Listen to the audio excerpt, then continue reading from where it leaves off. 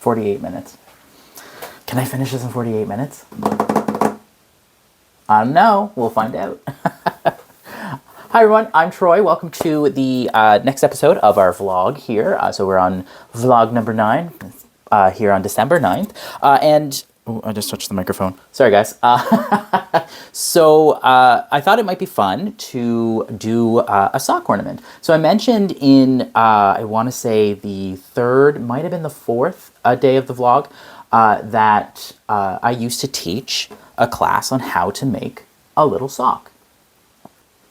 Yeah, this little sock is a Christmas tree ornament, and it teaches you basically how to make a pair of socks. So I have this camera here, which I'm going to do my best to work around the autofocus, which I have done some research. I can't turn the autofocus on this thing off, and it's frustrating. It's really frustrating. But anyway, so I will be keeping an ear out for when it autofocuses, because I can hear the camera like readjusting the lens like it just did, and it keeps doing it. It's going to be very distracting. So I thought that today that I would teach you how to make one of these Christmas ornaments, just start to finish. I'm going to try to bang this out in less than 40 minutes because that's all the time that I have left on my phone, because I haven't been deleting videos as I go, which I should be. Anyway, to get started, what you'll need is a little bit of scrap yarn, which I've got some leftovers from my Entwined Queen Shawl by Julia Decker. Information is on this. The next thing that you'll need is some DPN needles for this pattern. If you are just getting into socks, I think it's much better for you to learn how to use DPNs than go and buy special circular needles, because they tend to be quite a bit more expensive than just DPNs.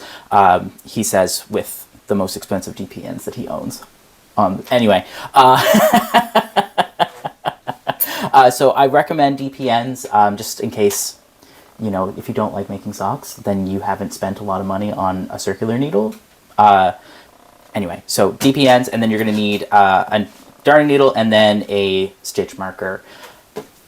So to get started, what we'll do is we're just going to go ahead and cast on our stitches. Oh my god, it just keeps autofocusing. Anyway, you can cast on, so we're going to get casting on here.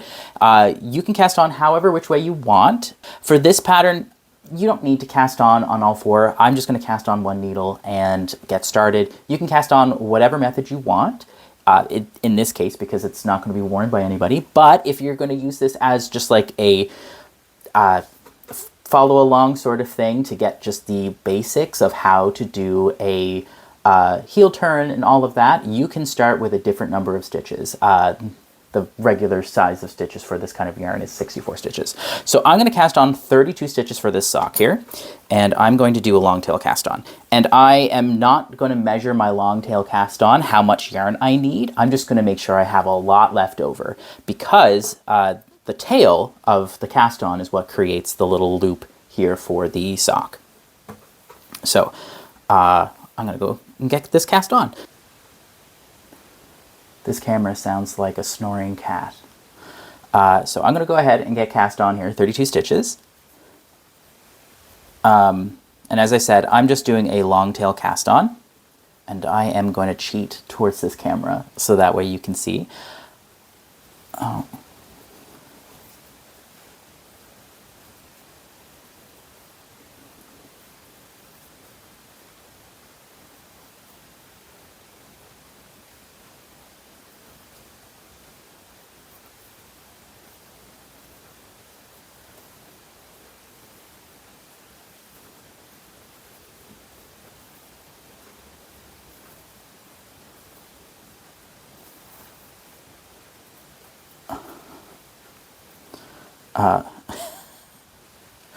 The amount that this is autofocusing is making me think that this camera is not great for doing this.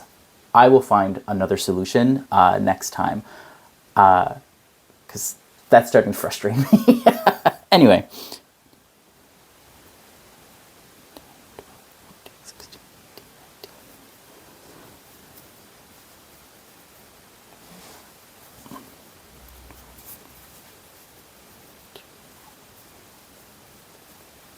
24, 25, 26, 28, 29, 30, 31, 32. Oh, 32. That's as far as I'm going on this one. 2, 4, 6, 8, 10, 12, 14, 16, 18, 20, 22, 24, 26, 28, 32. Okay, perfect. So I've got lots of yarn left over. So now what I'm going to do is I'm going to go and transfer these stitches onto 4 needles. I like working with four needles and knitting with the 5th. Just because I don't have to rearrange any of my stitches later on, because I've got 2 stitches that are the top of the sock, or sorry, I've got 2 needles that are the top of the sock, and I've got 2 needles that are the bottom of the sock, and that makes splitting for the heel and for doing the gussets and all of that much, much easier.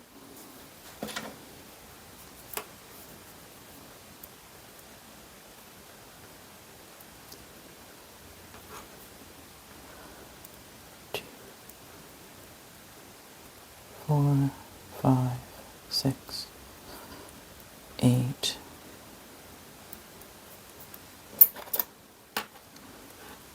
One, 2, 3, 4, 5, 6, 7, and 8.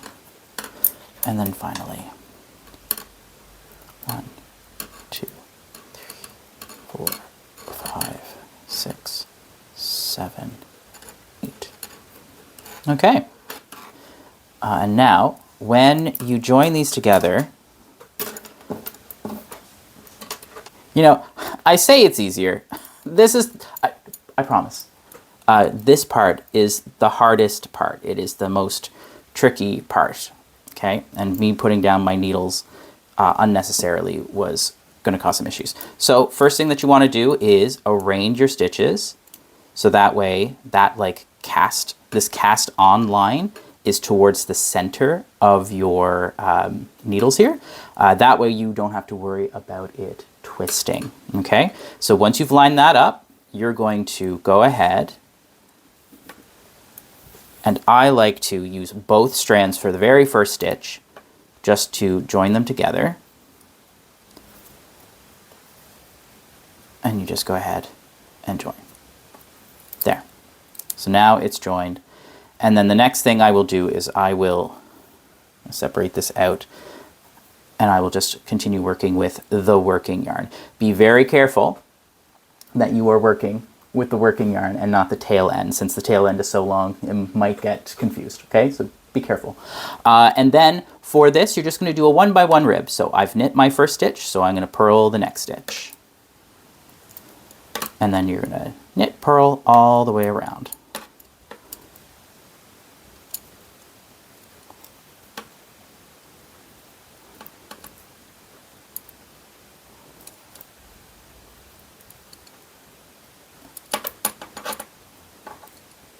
All right. So what I'm going to do for this vlog that's a little bit different from the other ones is when I'm doing these portions today, I'm not going to bother speeding it up.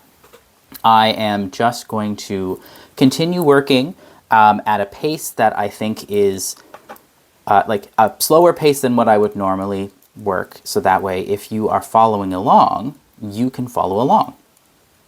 And I recognize that the pace that I'm going to be working is going to be too fast for a beginner if this is the first pair of socks that you've ever worked on. Sorry, I just want to go at a speed that if you know the basics of knitting, you can follow along. You might need to stop and start at times. But if you...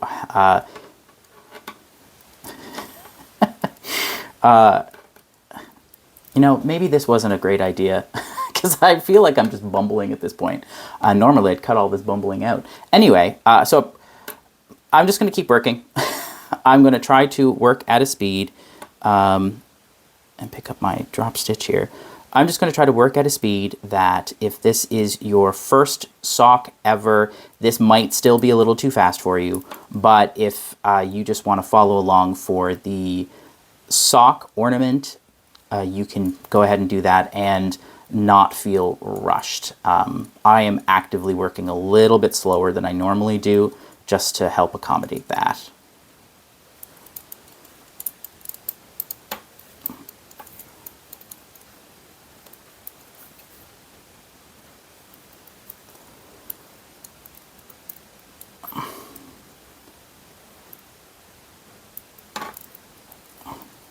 I wonder if having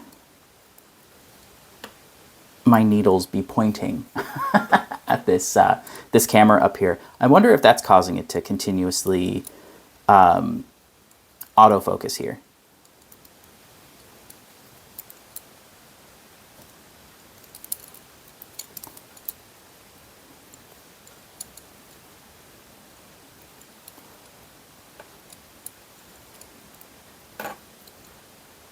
All right, so now we're back at the beginning of the round. Okay, you'll notice that there is a great long ladder right here. So what we want to do to help minimize that now is knit the next couple of stitches as tight as you possibly can. And when I say couple, I literally mean two. So that way we can try to have that gap be minimized as much as we can. We can pull one side of this stitch tighter because it's attached to the working yarn, or sorry, to the yarn tail, but the working yarn side can't be tightened unless we go and we tighten all the individual strands as long as we go. So the idea here is if you knit the next couple of stitches really tight, then that will ease out the stitches once the item gets worn. In this case, doesn't really matter. But that's something I like to do on all socks that I'm working on, is that when you get to the join, to try to fix that ladder, just work your next two stitches really, really tight. Okay? So remember, this doubled stitch here, that is the first stitch we held that strand double, so you're going to treat that as one stitch. And you're just going to keep working. Nope. You might notice that the needles are kind of, what's the word I'm looking for? Mobile. They like to wiggle around a lot. They have a lot of mobility. That will decrease as you get more yarn onto the needles, as you've worked more rounds, and that will stop being quite so mobile, if that makes any sense.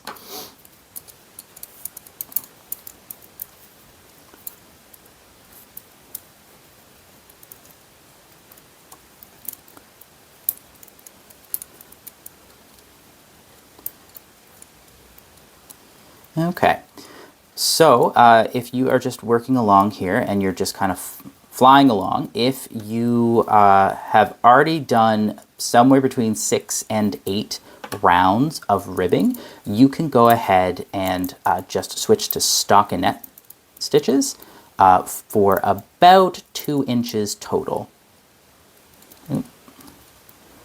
For those of you who are following along with me, I'm probably going to be doing probably 7 rounds, not inclusive of my cast on, 8 if you would like to count the cast on as your first round, just so that way the only number I have to keep in my head is 7 and 8.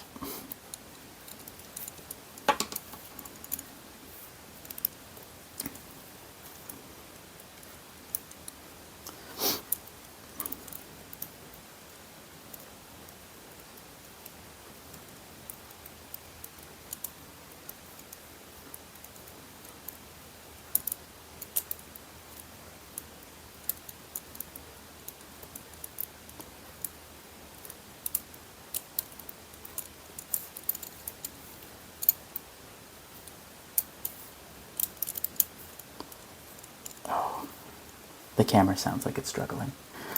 And I'm doing my best to keep my fingers in the same space. So we will see what this looks like in post. And yeah.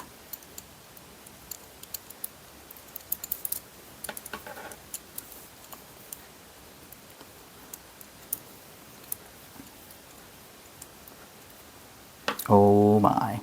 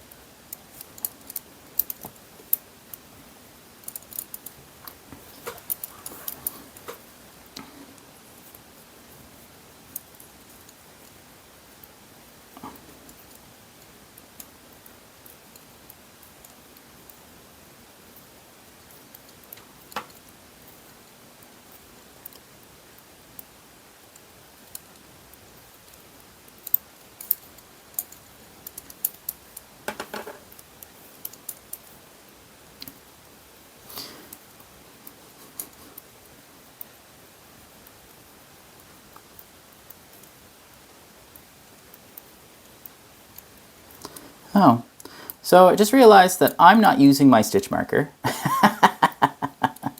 And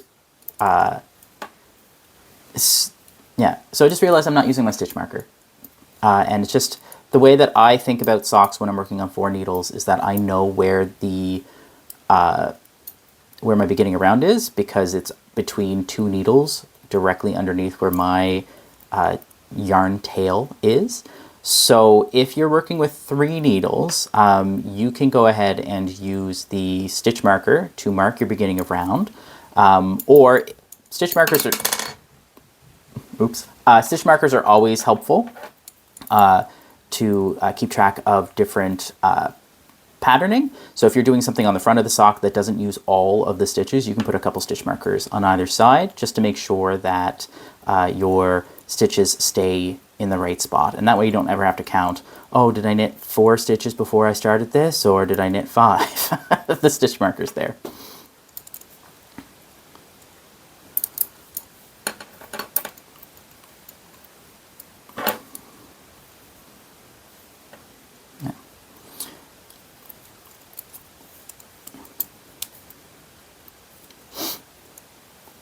So you might have noticed that my stitches, or rather my needles are already a little bit less mobile, less flaily, now that I've got a little bit more on the needles here.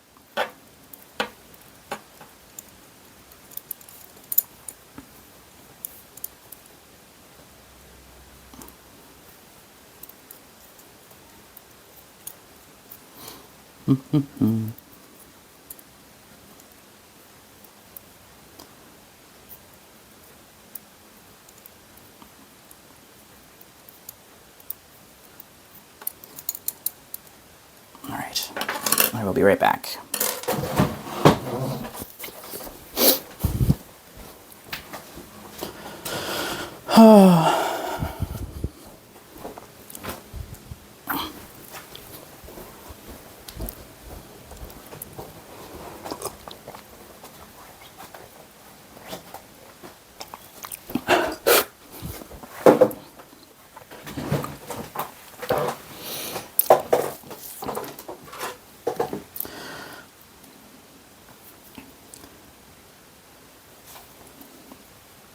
Okay.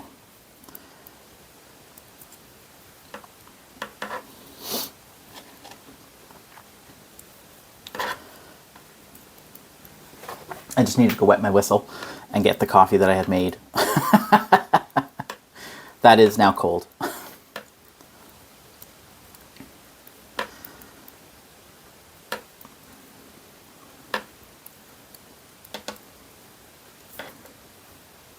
So I am recording this in silence because I want to be able to hear the camera here, just to make sure that if I hear it like struggling to focus, I can stop for a minute, let it focus, and then I'll try to find all those spots that are really bad and cut it out in post. But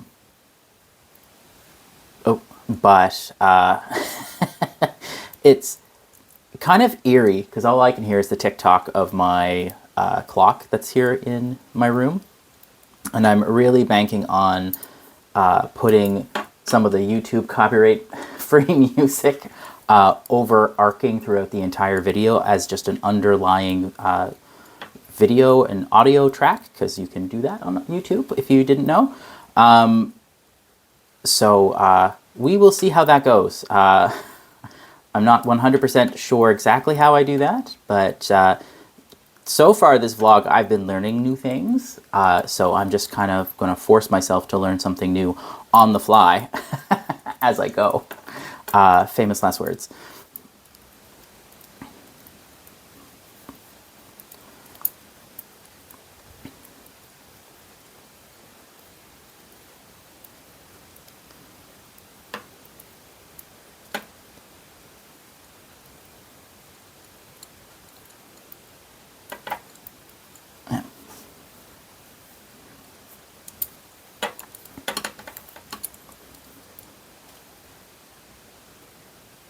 So 2 more rows for me.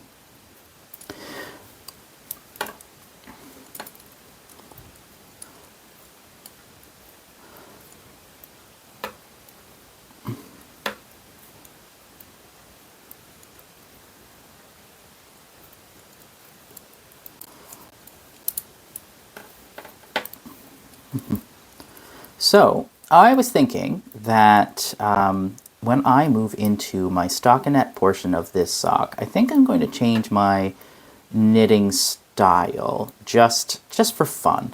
So by knitting style, I mean like whether or not I'm throwing my stitches like I am, or if I'm going to be picking my stitches. So right now I'm working in the English style. So that's where I'm tensioning my yarn with my finger here, my working hand, I'll call it. So my dominant hand in this case. And I'm using that hand to basically do all the work. And my left hand is really just, you know, chilling out. But because I do color strand work, like two-stranded work, one hand using English style, one hand using continental style, I do want to get a little better at my continental style. So I think I'm going to switch for the rest of this video. So don't adjust your TV sets. And if you want to try a different style, a little project like this is great to do a little change in style like that. Just so that way, you know, if it's small and the tension's weird, it's okay. It's a Christmas ornament. And yeah, and if you decide that you don't like it, the project is going to be really small. So if you're the type of person like me that I'm going to keep doing something the same way until the entire project is finished that way, so that way I don't have a tension issue halfway through the project, then the project's done if you don't like this style of knitting. So you can try Norwegian pearls, you can try Portuguese style knitting, you can try Irish knitting where it's kind of, you're wrapping around, I think it's the ring finger they're wrapping it around, and it's kind of like holding their needle like a pencil, and then like they're kind of flicking their ring finger. So I thought that was a really interesting one that I saw the other day. So we are at 1, 2, 3, 4, 5, 6. So one more row for me.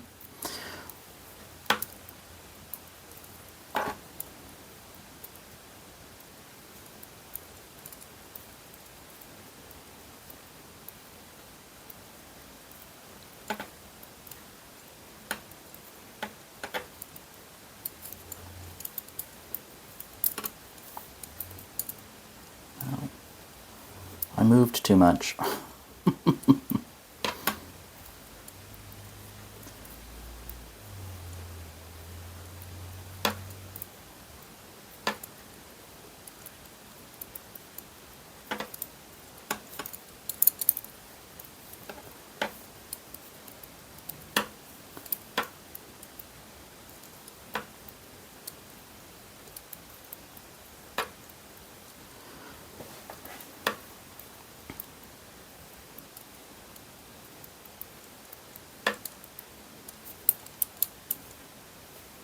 Okay, so I am coming up on the end of my last round.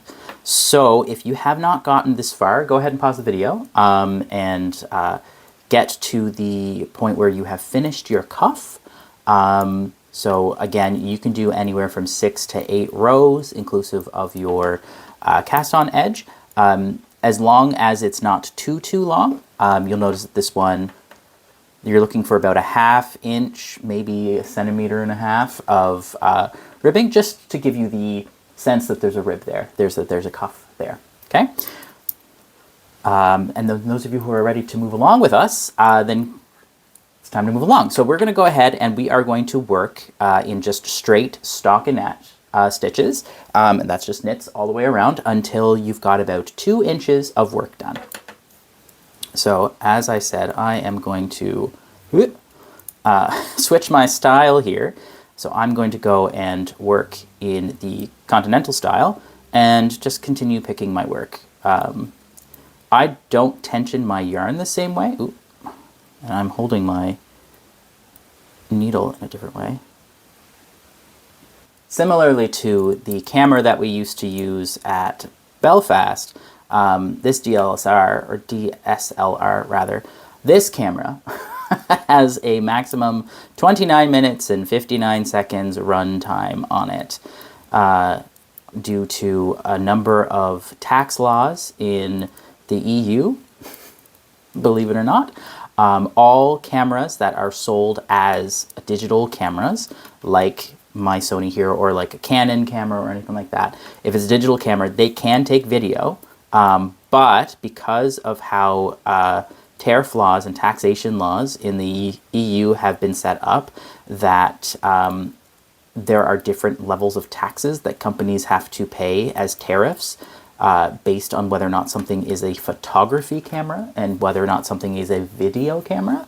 And the delineation for digital cameras that are meant for photo taking, like the DSLR that I'm using, or a Canon or a Nikon or something like that, that is for digital photography.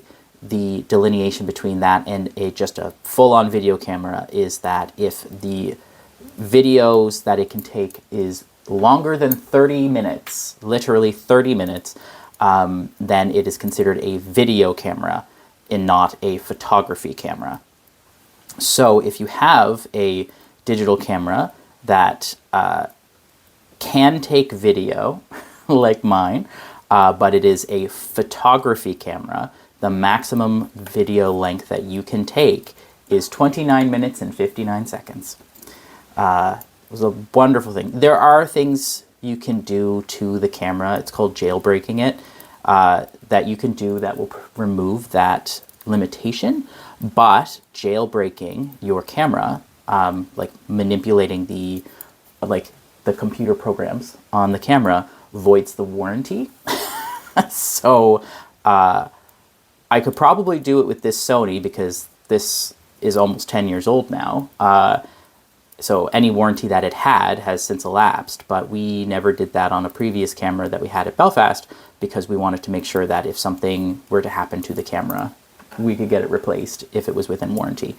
And then we stopped doing the podcast at Belfast, and then I just started using my cell phone again, like we did in the very beginning, where we used my cell phone as the recording device.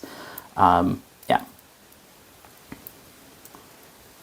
And then you might be asking yourself, well, why don't cell phones have that? Well, it's because cell phone is a cell phone and not a camera system. It is a phone that has a camera in it. So it is taxed like a cell phone regardless. So the companies don't put silly little limiters on it like that.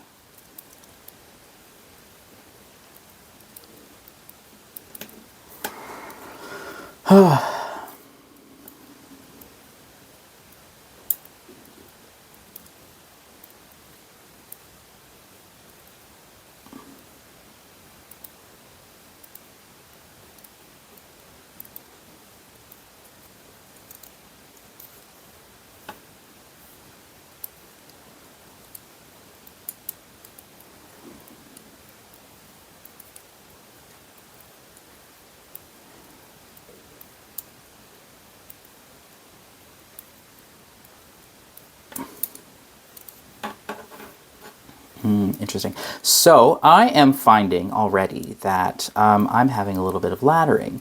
So laddering is what happens when you're using a double-pointed needle, or if you're doing the magic loop, or a similar thing like that, where there is a break in your needles.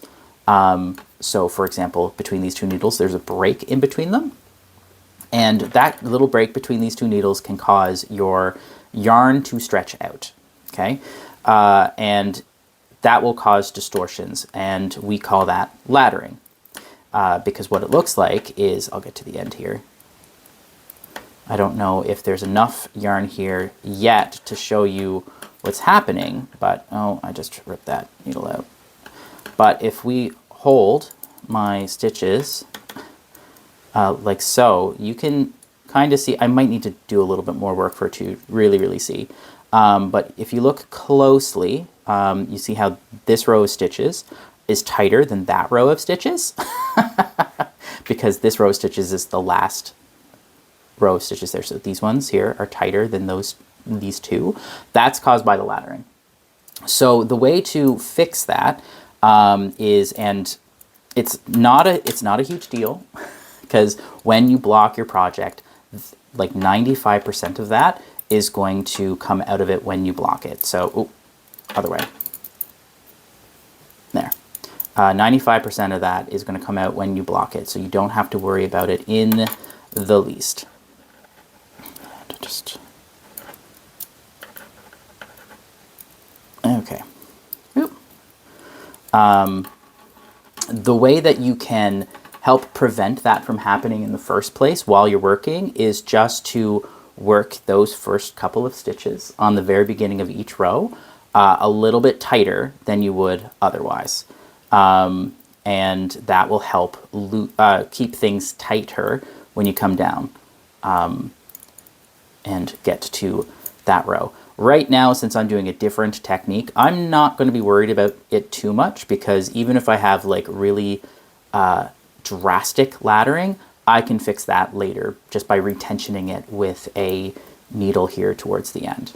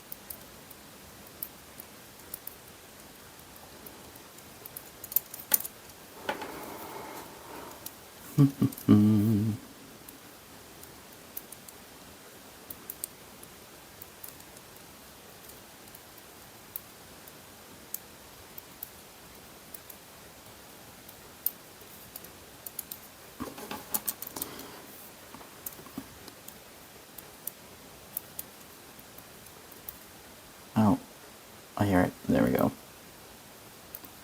Oh. Get reacquainted here. There we go. Oh.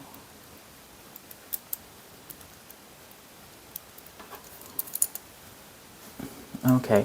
Well, now as I'm looking at this camera, I can see that I only have about 2 minutes of video file left.